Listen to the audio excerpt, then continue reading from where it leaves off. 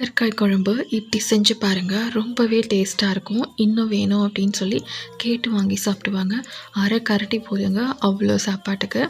இதுக்கு நான் ஒரு பாத்திரத்தில் 2 ஸ்பூன் அளவு நல்லெண்ணெய் எடுத்துக்கிறேன். பாகற்காவை ரவுண்ட் ரவுண்டாக கட் பண்ணி ஒரு 70% இந்த வதக்கிறதுலேயே வேகிற மாதிரி வதக்கிக்கோங்க. அப்போ தான் குழம்புல கசப்பு தன்மை தெரியாது.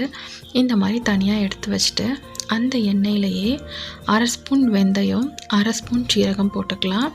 ஒரு 10 பல்லளவு பூண்டை போட்டுக்கலாங்க. ரொம்பவே நல்லாயிருக்கும். பூண்டை மட்டும் மிஸ் பண்ணிடாதீங்க. அப்புறம் வெங்காயம் கொஞ்சம் சின்ன வெங்காயமாக போட்டுக்கலாம். நான் ஒரு 10 சின்ன வெங்காயத்தை கட் பண்ணி வச்சு போட்டுக்கிறேன்.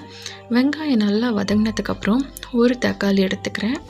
புளி ஊற்றுறதுனால தக்காளி நான் கொஞ்சம் கம்மி பண்ணிக்கிறேன். ஒரு லெமன் சைஸ் புளியை ஊற வச்சுருங்க. இப்போ வெங்காயம், தக்காளி, பூண்டு எல்லாம் நல்லா வதங்கட்டும். நல்லா வதங்கினதுக்கப்புறம் நம்ம வதக்கி வச்சுருக்க பாகற்காயும் போட்டுக்கலாம். போட்டுட்டு இதையும் நல்லாவே வதக்கிக்கலாம். வதங்கினதுக்கப்புறம் காரத்துக்கு தகுந்த மாதிரி குழம்பு மிளகாத்தூள் போட்டுக்கோங்க. போட்டுட்டு நல்லா வதக்கி விட்டுக்கலாம்.